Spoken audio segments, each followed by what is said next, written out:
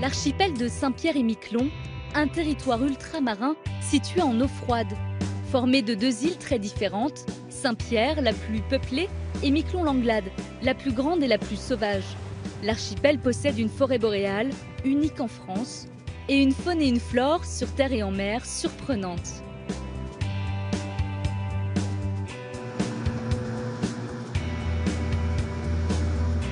Là, t'as une baleine à bosse. Juste à droite, là, à 200 mètres. Mais cet étonnant espace naturel est en danger. Le changement climatique et surtout la montée de l'océan inquiètent ses habitants. S'il y a l'augmentation continuelle de la mer, est-ce qu'on ne sera pas amené à s'implanter ailleurs que sur l'île? Un archipel menacé dont nous allons explorer l'incroyable biodiversité avec ceux qui la protègent.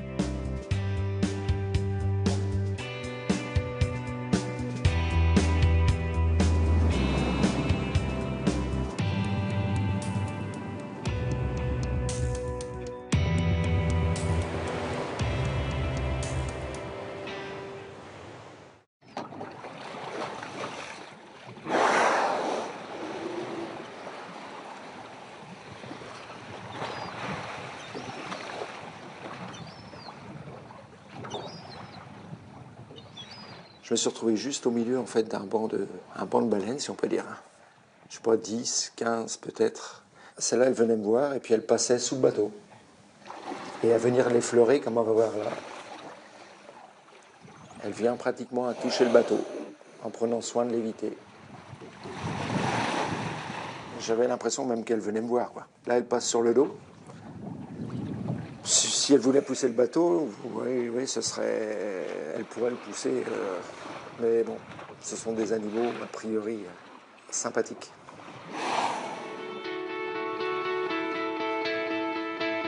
Thierry se souvient encore avec émotion de cette rencontre spectaculaire avec une baleine à bosse de 25 à 30 tonnes. Passionné par ces animaux, il sort très souvent en mer pour les photographier et les compter. Aujourd'hui, il part à leur rencontre avec Sylvie. Elle travaille à la maison de l'environnement de l'archipel. Direction le Chenal, entre Saint-Pierre et Miquelon, où plusieurs baleines à bosse ont été signalées. Là, on sort juste du port, et puis dans 10 minutes, on sera derrière le Colombier. Et puis les baleines, le fait est que ces jours-ci, elles sont derrière, mais ça fait quoi, 15 jours, 3 semaines? Ce sont les migrations, elles partent manger là. Elles viennent des zones de reproduction et puis elles viennent manger dans les eaux plus froides. Mais elles peuvent être ici, elles peuvent être au sud. Cette année, il s'avère qu'elles sont souvent là. Elles seront peut-être là tout à l'heure, je sais pas. J'espère.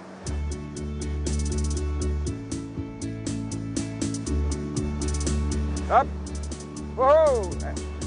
Ça, c'est un rorqual commun. Là, t'as une baleine à bosse. Juste à droite, là, à 200 mètres. Elle a changé de côté, là. Hop là.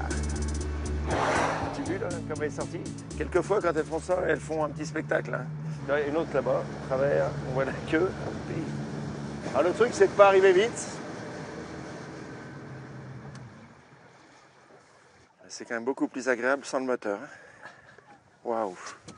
Regarde, une autre, deux autres. Thierry est enthousiaste. Ils vont pouvoir photographier les baleines qui passent au large de Saint-Pierre pour les répertorier dans une base de données mondiale. Ah non, raté. Sur la queue des baleines, des marques permettent de les reconnaître. Alors, le moyen de les identifier, c'est donc de photographier le dessous de la queue. Si on arrive à photographier la caudale, il faudra la comparer à d'autres photos. Grâce à ces photos, ils assurent le suivi de l'espèce. Un comptage précieux pour les scientifiques qui les suivent. Sauf que quand elles sont très calmes comme ça, elles ne montrent pas forcément le dessous de la queue. Tant pis, elles ne sont pas identifiées.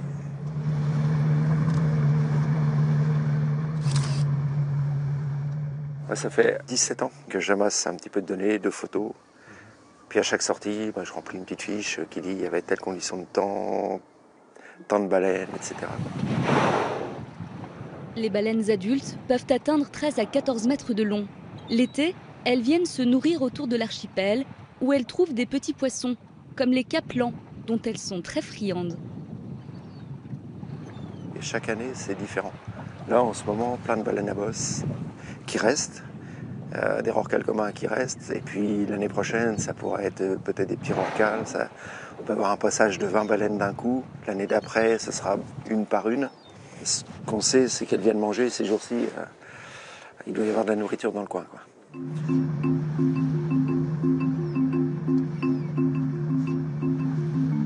Malgré ces bonnes conditions, Thierry et Sylvie s'inquiètent pour leur animal favori. Il y a trop de déchets autour de l'archipel. Les baleines, celles qu'on voit là à Fanon, elles ouvrent la gueule et puis elles écument tout ce qui se trouve devant elles, quoi. Donc que ce soit des poissons, du krill ou du plastique, elles ingurgitent.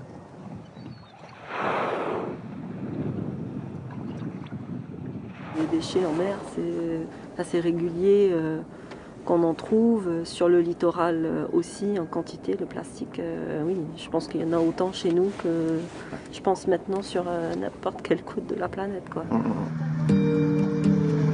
Ce matin, le temps est particulièrement calme.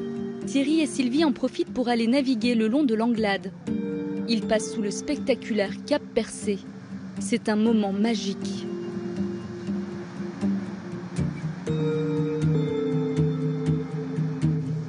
Près d'un îlot, Thierry remarque une famille de phoques, une espèce désormais protégée.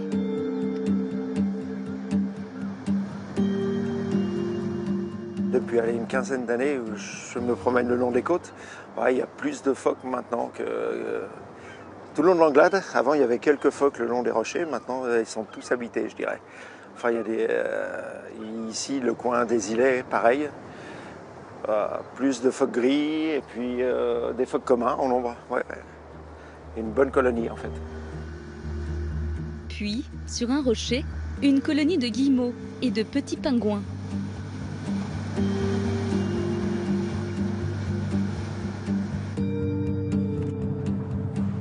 Il y en a deux, il y en a un peu plus bas et deux au-dessus, et un autre dans un trou. Et une nouvelle espèce, jamais vue à Saint-Pierre, le fulmar, un oiseau qui peut vivre jusqu'à 50 ans.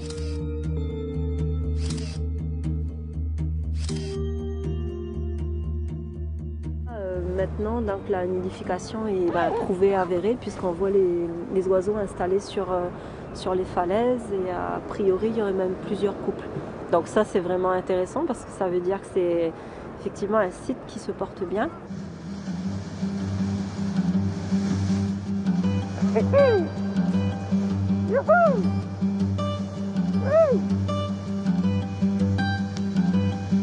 Leur sortie se termine en compagnie de quelques dauphins à bec blanc. Ces derniers viennent entre mai et octobre se nourrir dans les eaux saint-pierraises pour le plus grand plaisir de ceux qui, comme eux, ont la chance de les apercevoir.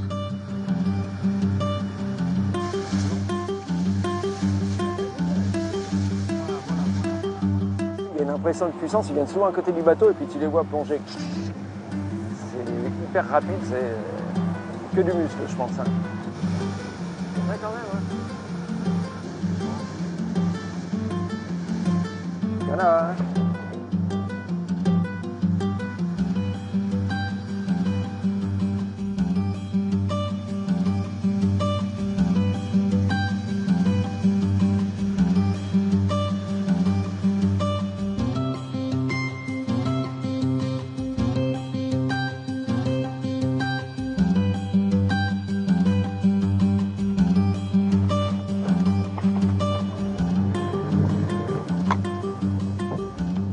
Sacrée journée, ouais. On est très contents, ouais. Des baleines, un temps calme, et puis il commence même à faire presque chaud. Hop,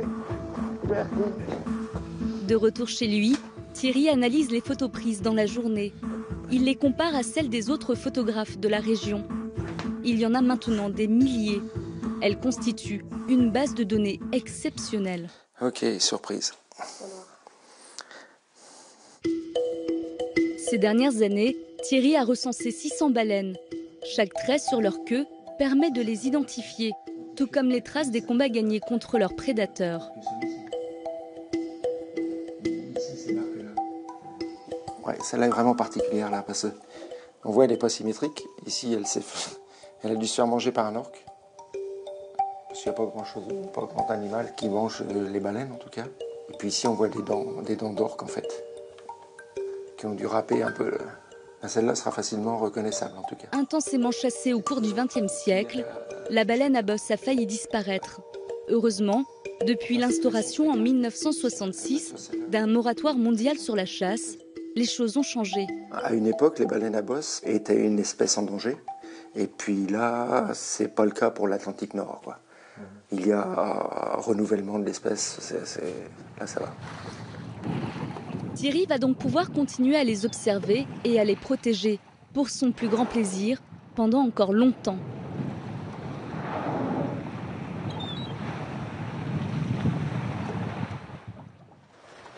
À Saint-Pierre-et-Miquelon, en toute saison, la faune est particulièrement riche.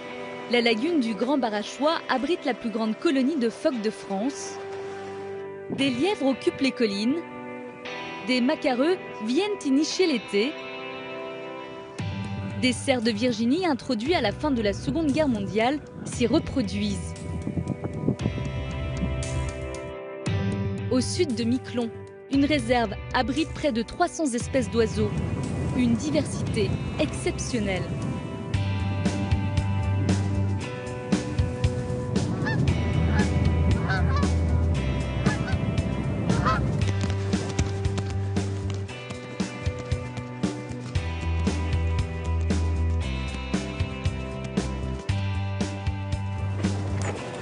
Bruno, le garde-chasse, connaît bien cette zone. C'est l'ouverture de la chasse au gibier d'eau. Avec son collègue Jean, il vérifie que chacun respecte bien la loi. Ah, t'as vu, il y a 6 canards au vol. Là. Pour être méfiant comme ça, si haut, c'est qu'ils ont dû être tirés à mon avis. Ah, ça a tiré à nouveau.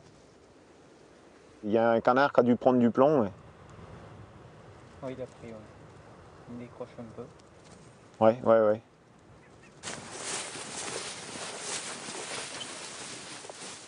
Bonjour, ça va? Alors, ça se passe bien? Un petit canard pour l'instant. Ouais. Canard noir? C'est ça. Ouais. Canard noir. On va regarder le permis de chasser? Oui. Merci bien. Merci beaucoup. Un vol de bernache passe au-dessus du marais sans se poser et échappe aux chasseurs. Comme elles avaient été tirées quelques minutes avant, elles ont hésité, elles étaient hésitantes et puis trop haut pour tirer, donc ils n'ont pas préféré tirer. Les bernaches, c'est quand même des oiseaux hyper méfiants quand même. Hein. Donc dans les bernaches, vous avez des oiseaux certainement très âgés. Et ils gardent en mémoire évidemment les années précédentes. Et évidemment là, ils savent, les anciennes savent ce que c'est que la chasse. Et du coup, il y a de la communication entre elles pour dire que non, on n'y va pas parce que c'est trop dangereux, quoi.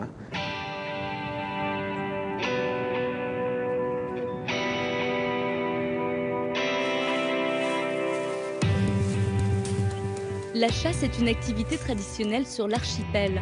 10% des habitants la pratiquent. Certaines espèces d'oiseaux sont protégées. Cela évite qu'elles disparaissent. Toute cette lagune est interdite à la chasse et bien respectée par les chasseurs parce qu'ils ont bien compris la nécessité d'avoir des points de repos où le gibier peut donc être tranquille. Et d'ailleurs, on peut voir maintenant une grosse augmentation de population de canards noirs, puisque dans les années 94 où on a débuté les comptages, on était aux environs de 300-350 individus, alors que maintenant on dépasse les 1000 individus.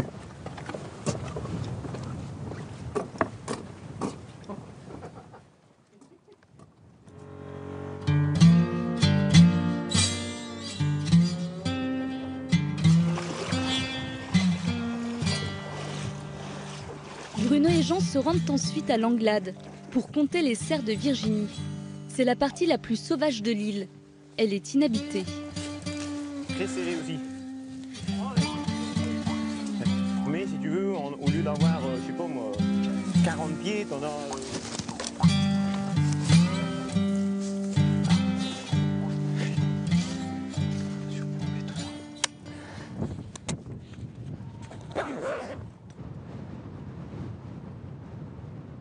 Il y a 3 bêtes là-bas. Tiens, j'en ai une autre. Et c'est une biche. Chaque chasseur est autorisé à tuer un cerf par an. Cette régulation est nécessaire. Sur cette île, les conditions de vie sont bonnes pour eux. Les cerfs se reproduisent trop vite, ce qui inquiète Bruno. On peut voir ici que ça a été brouté par le cerf. Il a été consommé là, on peut voir qu'il a été consommé ici également, hein, sur une pousse secondaire. Là, la pousse n'a pas été consommée, donc on voit les futurs bourgeons de l'année prochaine. À partir du moment où il y a un broutage trop important, la jeune forêt n'a pas pu apparaître et donc, évidemment, vous avez ce qu'on a ici présent, c'est-à-dire des vieux arbres qui sont morts.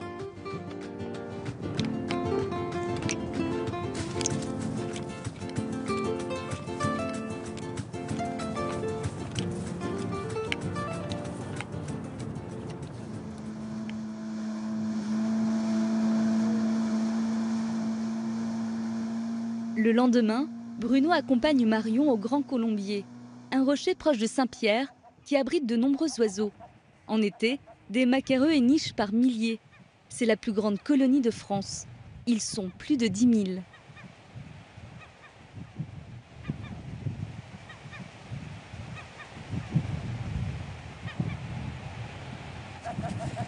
Marion est étudiante en biologie. Elle vient recenser les nids de petits pingouins.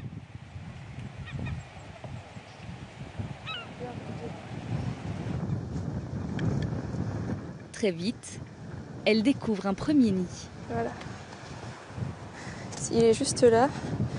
On voit l'œuf. Ah oui. Tu vois là? Il y a un nid. Ouais. D'accord. Un nid de petits pingouins. Elle fera un peu plus tard des prélèvements sanguins sur les oiseaux pour étudier l'impact des activités humaines sur eux. Hop, je vais le coincer là. Okay. Voilà, ça va pas bouger. Ce sont des données qui permettent donc au fur et à mesure d'avoir un suivi des populations nichant sur le Grand Colombier, d'avoir également une idée à travers donc, les prises de sang, de connaître les polluants dans le sang des oiseaux, donc d'origine des activités humaines, et également éventuellement aussi de savoir à travers notamment le réchauffement climatique si ces populations sont influencées.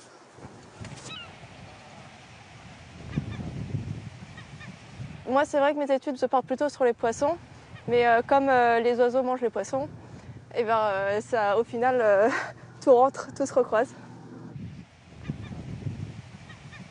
Un peu plus loin, Marion et Bruno découvrent 2 poussins. Dans 8 semaines, ils seront assez grands pour gagner la mer. Participer donc à la connaissance de ces populations, savoir leur fonctionnement, leur mode de reproduction, savoir les moments où il faut les préserver, savoir les moments où on peut les exploiter. C'est vraiment l'essentiel pour qu'on puisse donc dire, voilà, ici, on peut exister sur ce pays si on sait donc faire attention à ce que l'on a.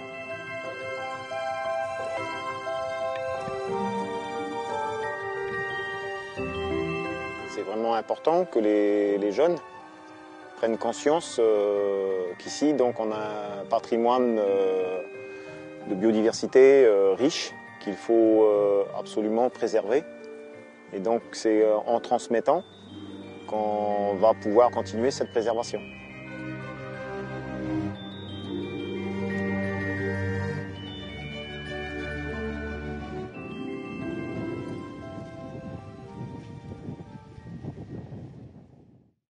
Nous partons maintenant vers Saint-Pierre, la ville principale de l'archipel.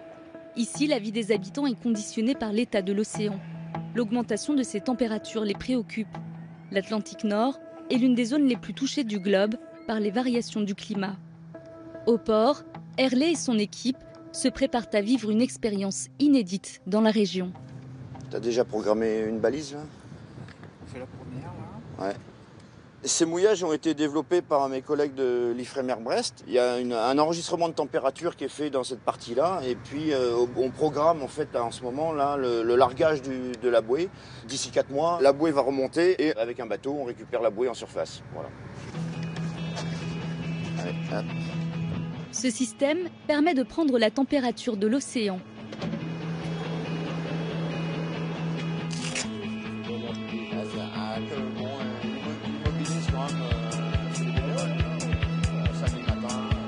Là aujourd'hui on a 3 mouillages à réaliser et donc on va en faire un par un fond de 60 mètres, un autre sur un fond de 30 mètres derrière l'îlot marin et un autre dans le sud de Saint-Pierre sur un fond de 30 mètres aussi, beaucoup plus sud. Là.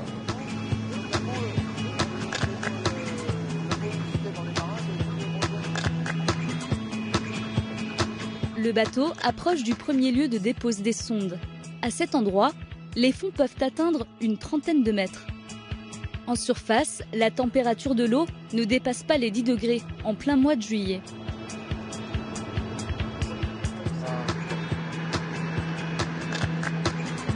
Tu nous dis le top? Tu nous dis quand on peut y aller? On peut y aller. Allez, plouf. Herlé largue une première sonde. Elle est programmée pour remonter dans 3 mois. Les résultats obtenus permettront d'évaluer les conséquences du réchauffement des eaux sur le milieu.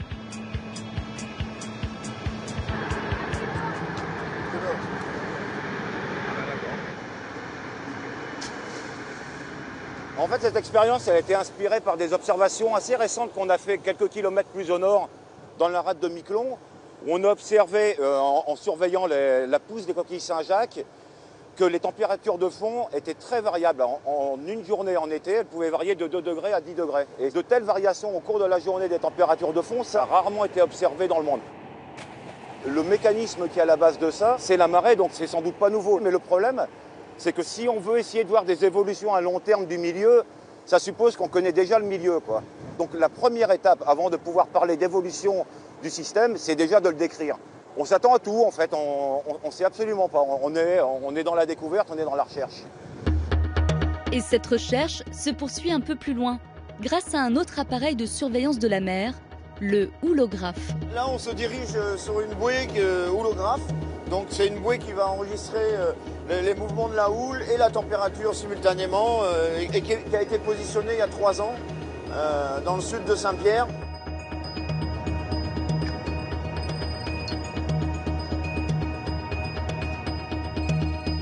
C'est une sphère qui réagit avec la houle et donc à l'intérieur c'est plein d'électronique et les données sont retransmises par radio directement à Saint-Pierre.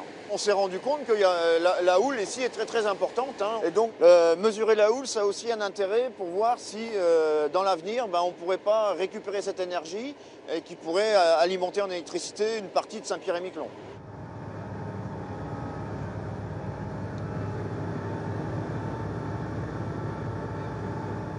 Les orques. Les orques. Ouais, les orques, ouais. Au retour, les scientifiques croisent des orques. La présence de ces grands prédateurs des océans les enthousiasme. C'est un spectacle rare. Il est là. Il nous suit. Il est là. Oh, le bestiau, regarde, il va nous taper dessus, ce con. Les orques se déplacent toujours en famille. Autrefois, elles venaient rarement autour de Saint-Pierre. C'est paisible, hein? Ouais. Oh la vache! Ça te bouffe, hein? Ça te bouffe tout cru. Là. Il y a quelques espèces comme ça qui ne sont pas dans leur environnement normal, quoi. On n'a pas l'habitude de voir. Il y a 4 ans, par exemple, on a vu des bancs d'albacores, du thon albacore, qui sautaient partout ici dans la baie, là. Aussi en période estivale, on observe des poissons qui normalement vivraient plutôt dans des zones un peu plus tropicales, comme des balistes. Ça, on a observé des balistes, c'est assez étonnant, quoi. L'élévation des températures de la mer dans la région entraîne de nouvelles migrations dans les eaux saint-pierraises. Herlé n'a pas fini de découvrir de nouvelles espèces.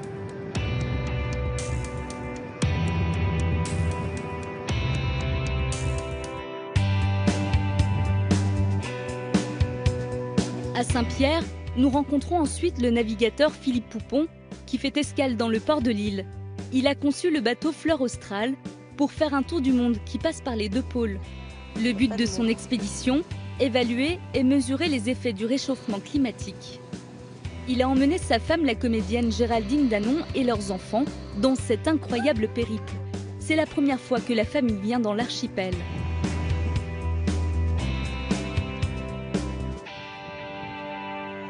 est là pour observer et rencontrer les gens et parler un petit peu de la nature, de son environnement, de sa protection. Je crois que Saint-Pierre-et-Miquelon, d'abord, est un endroit un peu stratégique dans une zone de courant entre le Labrador et le Gulf Stream. Voilà, après, sur réchauffement climatique, je ne sais pas. Enfin, ça, il faudra voir les spécialistes. Nous, c'est tout au long de notre voyage, on relate un petit peu, on ramène des images, en tout cas, sur les différents endroits.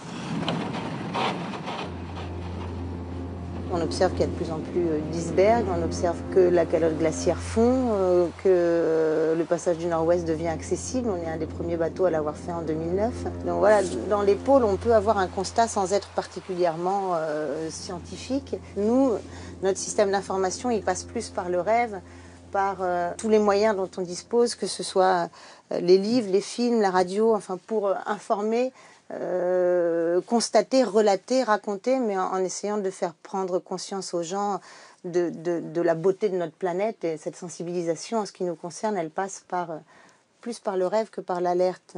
C'est pas notre métier.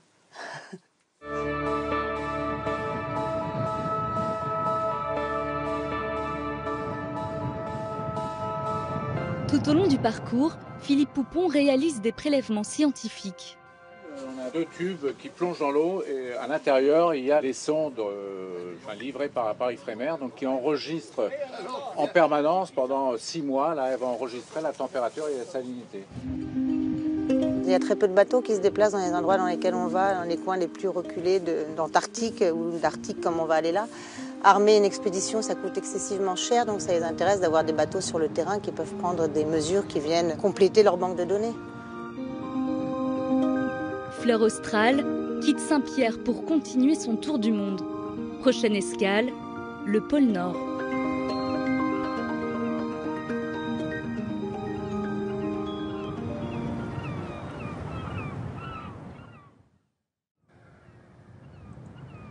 Météo France, bonjour. Voici à Saint-Pierre, les habitants écoutent avec attention la météo. Elle rythme leur quotidien. Pour cette nuit sur l'archipel. Cet après-midi, de faibles pluies intermittentes surviennent dans une masse d'air ventée, 20 à 25 degrés de sud-est, et pas vraiment douce, seulement 12 degrés au thermomètre.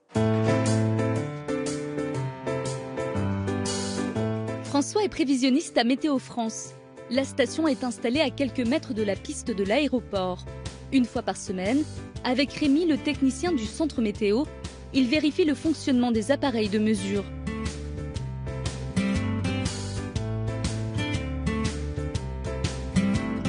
Alors là, on est sur le parc à instruments de l'aéroport, où il y a tous les capteurs de base, comme on a partout en France, où on mesurait tous les principaux paramètres météo. On va déjà aller vérifier le pluviomètre. La maintenance de base, c'est de vérifier qu'il est propre, qu'il n'y ait pas de crottes d'oiseaux dedans. Alors, il y a une petite crépine qui bouche au fond. Ah. On nettoie la crépine. On nettoie le pluviomètre. Les données météo sont enregistrées depuis 10 ans. Température, neige, force du vent, pluie, tout est mesuré. Nous, sur les courbes, il y a quand même... A priori, on a des années quand même globalement de plus en plus douces. Mais on se rend compte que c'est surtout depuis 1999, c'est-à-dire depuis que le parc a changé.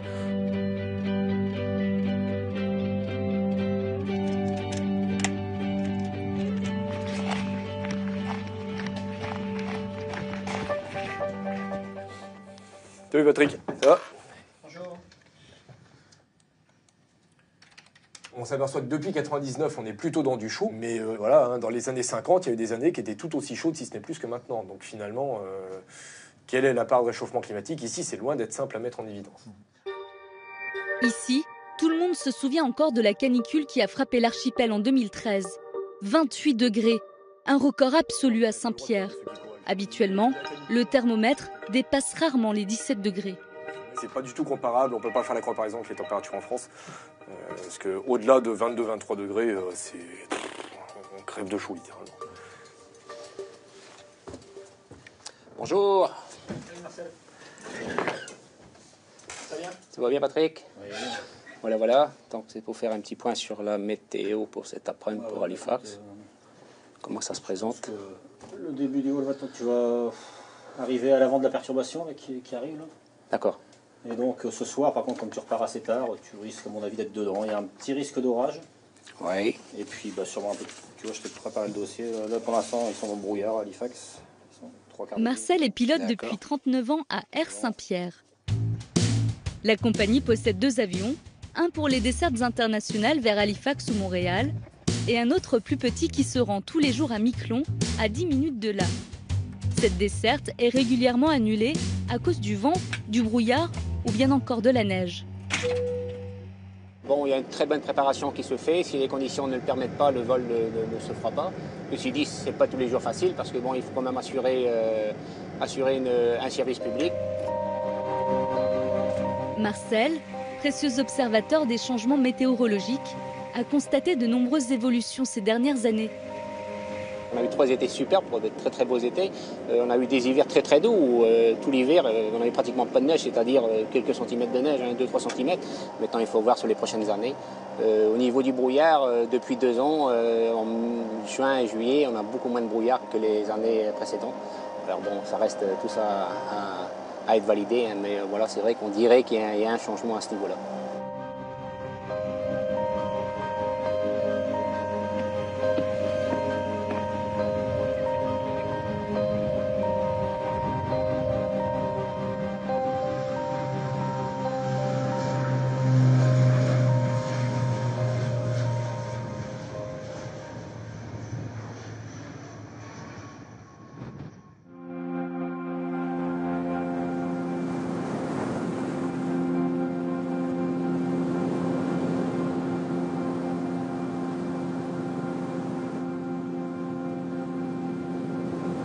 Malgré ces changements, le climat de l'archipel reste toujours marqué par des tempêtes et des épisodes de montée des eaux très spectaculaires.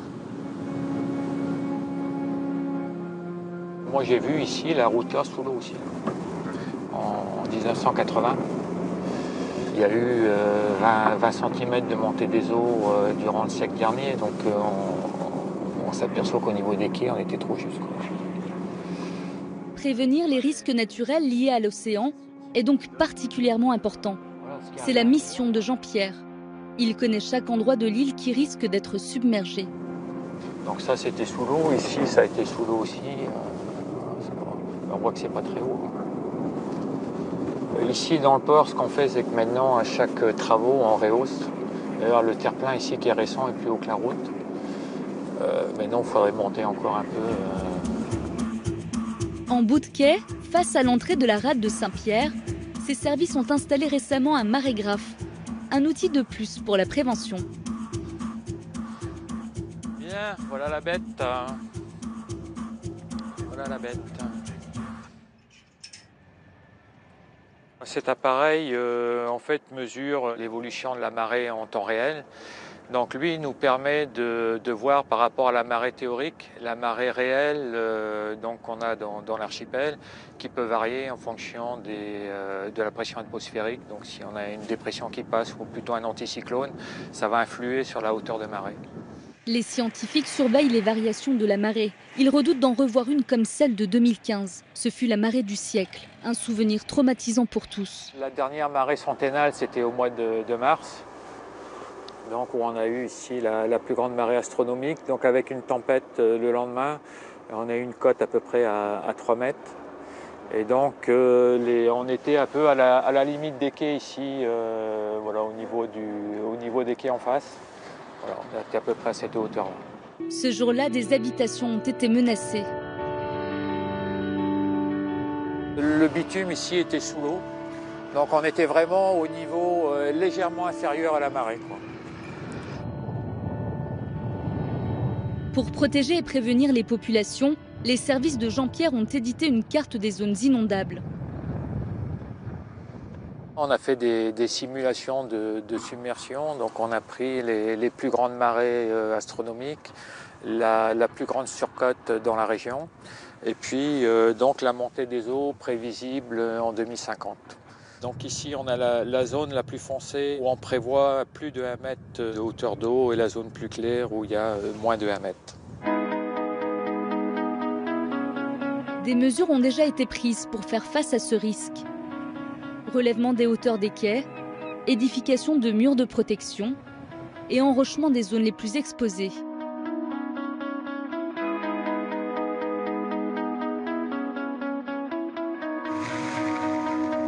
L'aéroport est le site qui inquiète le plus Jean-Pierre.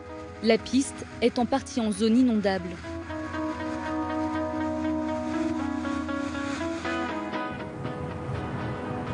Voilà, donc la partie de la piste qui est un petit peu sensible, c'est celle qui est ici. C'est la partie la plus basse de la piste.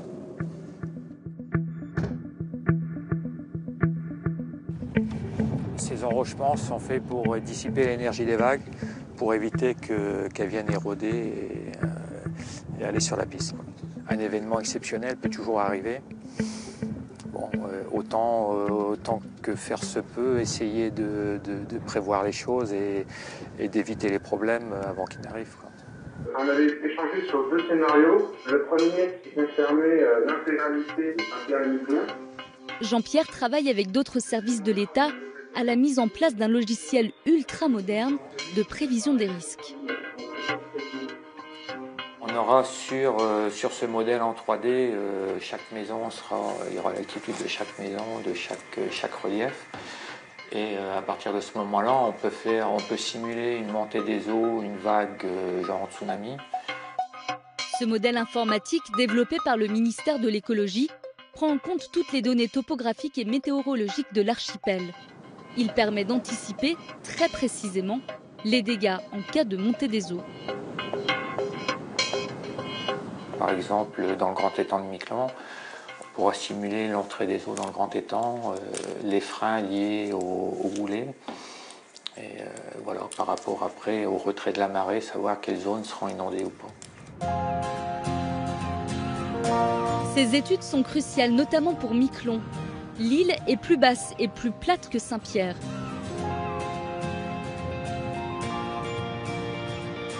Dans les années à venir, l'isthme qui relie Miquelon à Langlade pourrait même disparaître. Cet isthme s'était formé à la fin du XVIIIe siècle, sous l'influence de nombreux courants marins.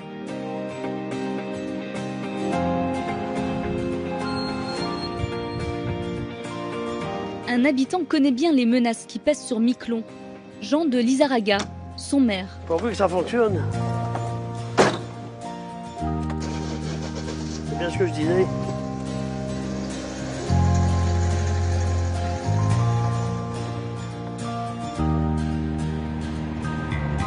Quand il fait beau comme aujourd'hui, quand on a le temps d'aller pour découvrir la nature, il y a des sites merveilleux à voir. Nous, on les voit plus. On y vit, on les voit plus. Mais... Le maire nous conduit vers l'un des endroits les plus menacés par la montée des eaux, la baie de Mirande. Et là, on arrive à Mirande. Alors, la mer a rongé la côte, et elle ronge encore, vous verrez, et a diminué la dune. Vous voyez, tout ça, il ne reste plus rien, quoi. Pratiquement plus rien, quoi. Alors, on est obligé de faire des protections. Vous voyez, ici, tout ça, il y a eu l'enrochement de Miquelon. On peut s'arrêter, hein.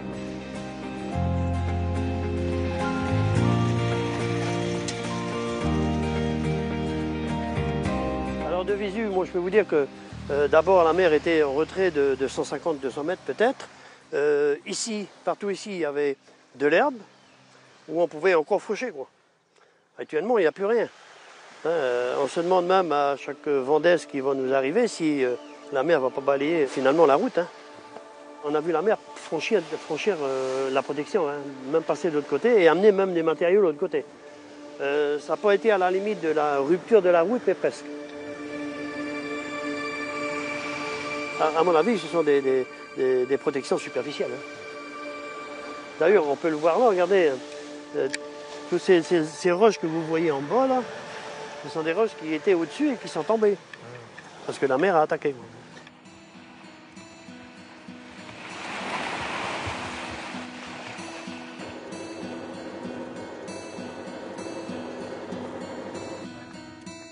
De ce point de vue surplombant le village de 800 habitants, nous mesurons l'ampleur de la menace.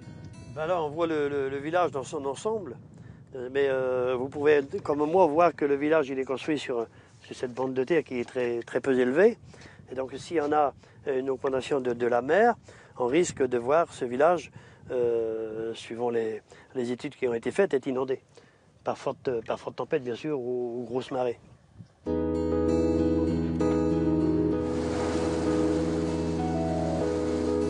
La majorité des emplois de l'île reposent sur l'exploitation des produits de la mer, comme la pêche à la morue et l'élevage de coquilles Saint-Jacques. Si l'océan monte encore, il sera difficile de développer de nouvelles infrastructures.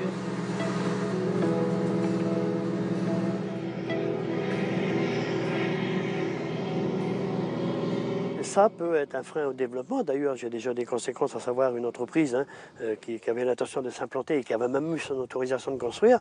Et tout de suite, on lui dit « tu ne pourras pas construire ». Des entreprises me disent « bon, une entreprise, c'est pas quelque chose qu'on gère d'une année sur l'autre, c'est pour 20 ans, 30 ans, 40 ans. Je peux absolument pas mettre mon entreprise là, qui remet déjà en question son projet, quoi. »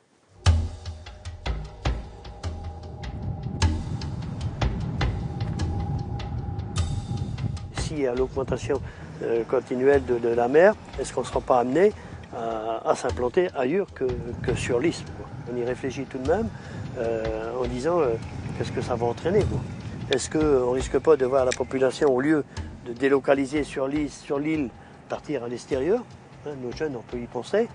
Si c'est exact tout ça, et je crois qu'il faut prendre la chose au sérieux, eh bien, qu'est-ce qu'on sera dans 40 ou 50 ans?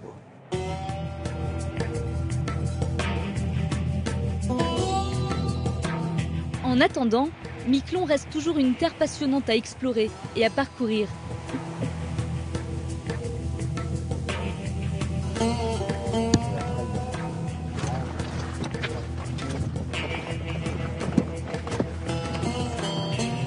Originaire de Saint-Pierre, Axel étudie la biologie en métropole.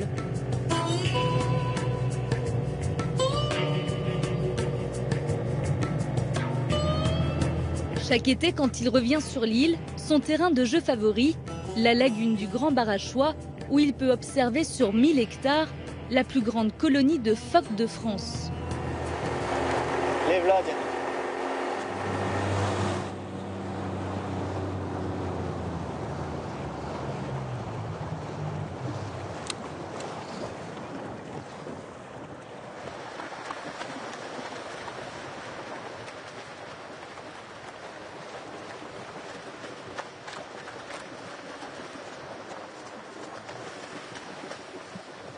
Il y a des individus qui ont peur, il y a des individus qui sont curieux. C'est un animal curieux généralement.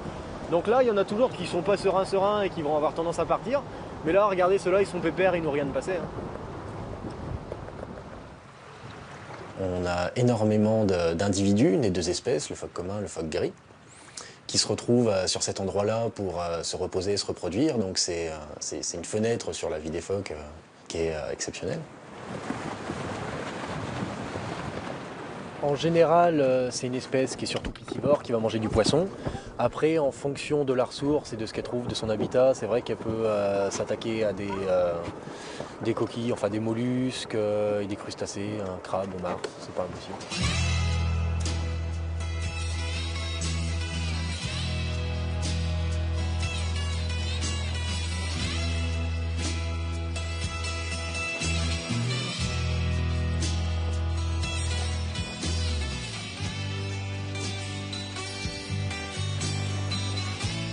Des années que je viens autour de cette lagune et que je les observe et je m'en lasserai pas. C'est toujours des petits moments magiques.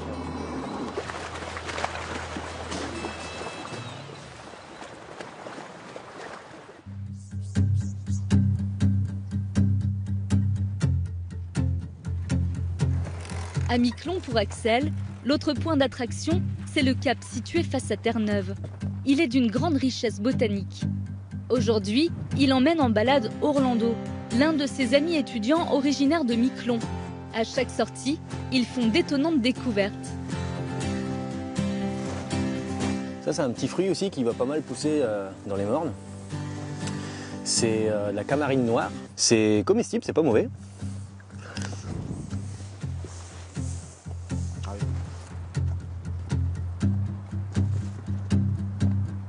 Oh, jackpot. Je me rappelais pas que ça arrivait aussi tard que ça, les framboises. Ça, je me suis rendu compte de ça en fin de saison. En fin de compte, à la montagne, je fais que bouffer, moi.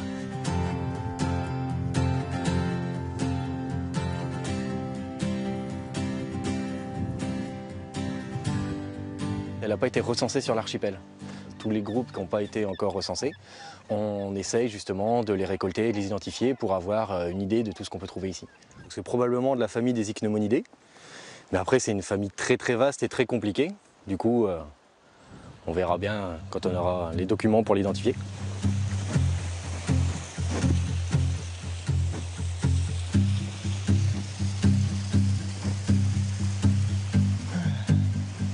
Ah, c'est beau, c'est naturel. Il y a de l'eau. Arrivés au cap de Miquelon, la principale réserve en eau de l'île, les deux étudiants constatent que le bassin est bien rempli, ce qui n'est pas toujours le cas. Il arrive parfois qu'il y ait des problèmes d'eau, qu'il n'y ait pas assez d'eau, quand il y a beaucoup de jours de beau temps et qu'il y a peu d'humidité, peu de pluie. Ça arrive qu'il y ait des problèmes d'eau et donc on demande à la population de réduire la consommation.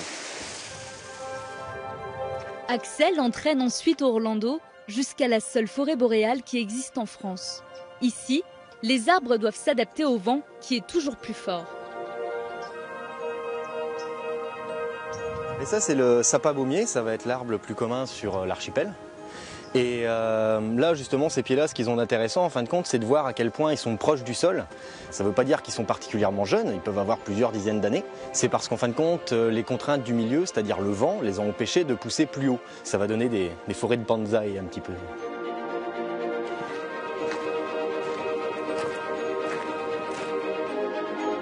Axel montre à Orlando d'étonnantes plantes carnivores qu'il connaît bien. On a celle-là, la grassette vulgaire. Et là, en discret, comme ça en rouge, on a les petites feuilles de la Drosera, feuilles rondes.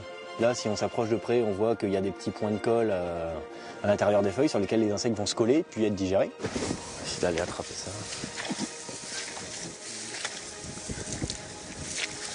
Ah ouais, il est costaud. Ouais, ça enfonce bien. Là, on a une belle sarracénie.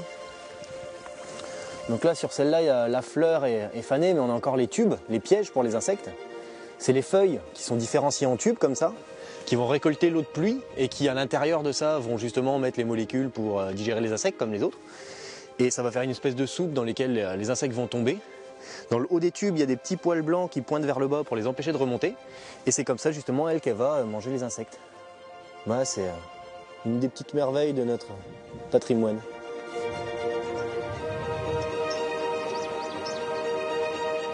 C'est des milieux qui sont fragiles, ça met énormément de temps à se mettre en place et qui peuvent être relativement facilement bouleversés. Donc non, là ça va, sur l'archipel on a très peu de problèmes sur ces milieux-là, on n'a pas d'impact dessus, c'est formidable.